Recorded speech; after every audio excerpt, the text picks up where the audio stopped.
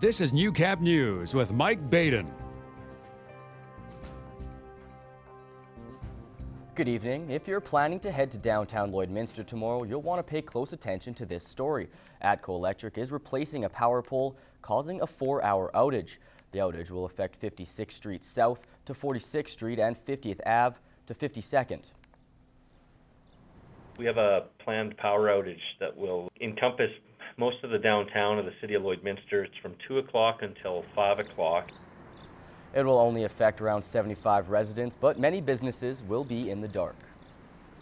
1 in 3 Canadian families cannot afford to enroll their children in extracurricular activities, and the Canadian Tire Jumpstart program is trying to remove those barriers, but not without the help of our local Big Brothers Big Sisters program, who are bringing Jumpstart Day to the border city. This is just a really good cause. Big Brothers and Big Sisters have been around for a really long time, and they're doing a really great thing here. Jumpstart commits itself to providing low-income families with the money they need to have their children participate in sports and other activities. By raising this money, we are able to give children the opportunity to go play and have sports, whether it's we send them to a hockey camp or they can go play baseball or anything. And it all stays in the community, which is really good. Food and supplies are donated, so 100% of the money raised stays right here within the community. Well, there's not many things more exciting for parents than celebrating the achievements of their kids at school. Bishop Lloyd Middle School had its Achievement and Arts Night this week. Gerard Lampow has that story. Of course it's not funny. It's a shaggy dog story. An evening to get out of the house and celebrate with your kids through art displays, video creations, music, and even a few laughs in the school play. We're having our drama performance that we've been here for quite a bit of time now, and it's been a really great experience to be here. A school community beaming with pride, reveling in the many facets of art created by these kids. But the play was the main draw. Here's the mayor!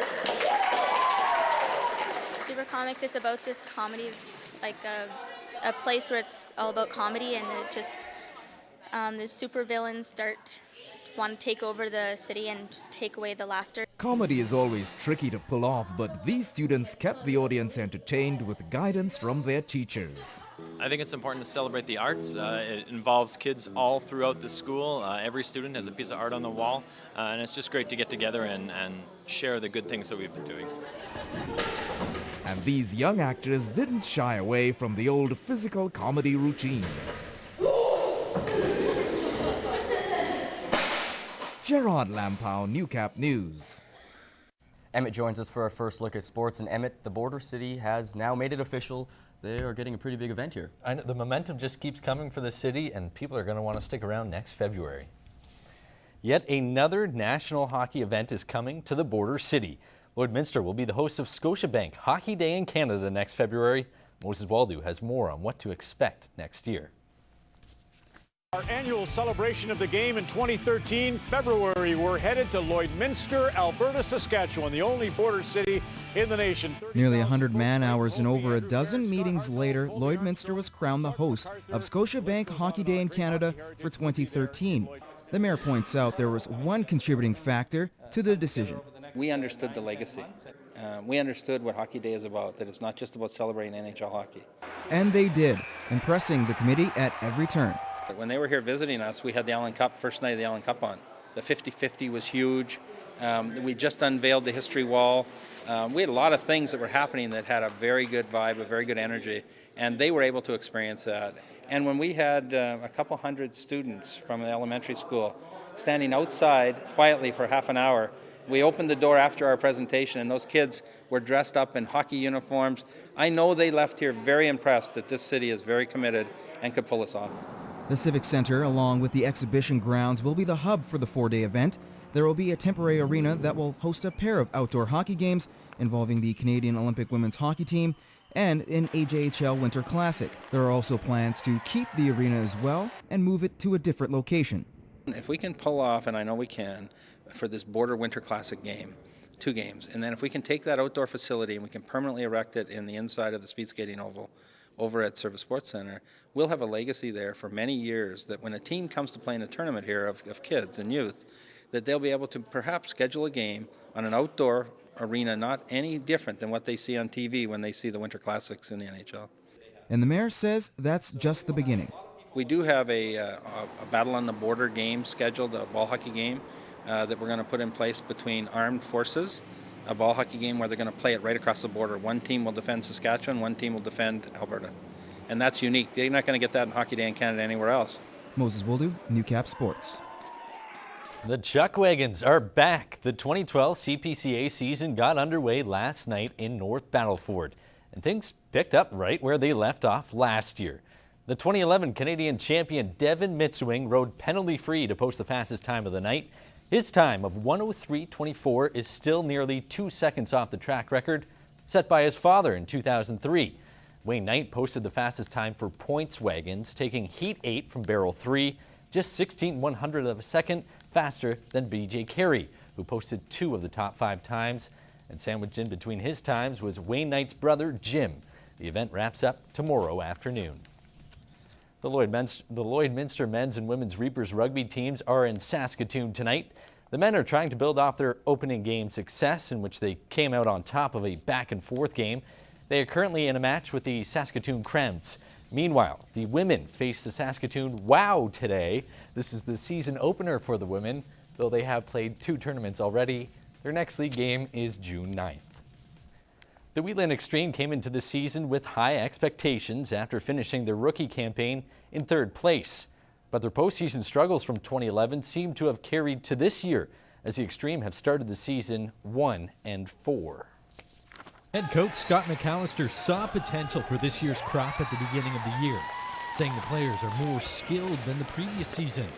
While he stuck by that claim, the team has done little to prove that confidence, starting the season with 4 straight losses before finally winning this week against the league's other winless squad. Well, I mean, we had probably one of the less challenging games in the league. The team plays back-to-back home games this weekend against the Fort McMurray Wolves.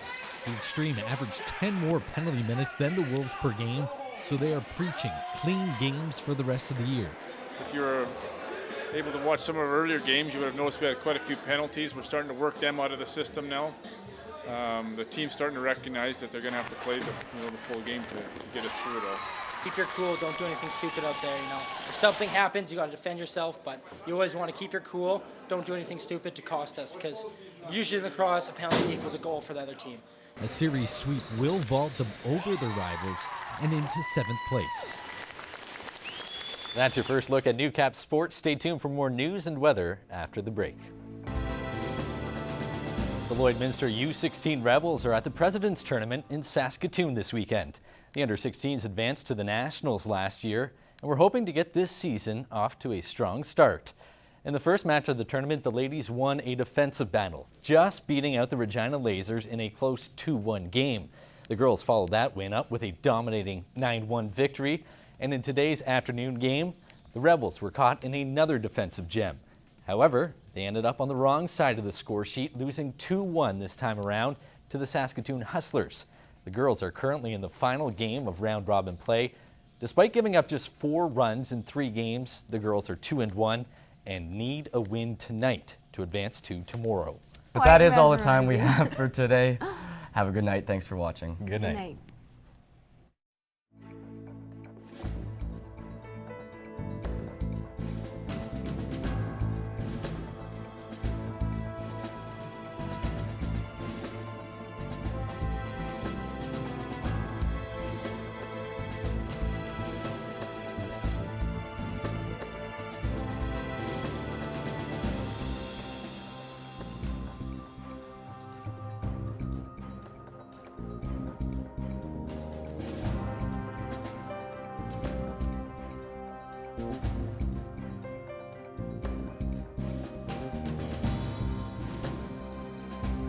Makeup provided by Vivid Hair and Aesthetics.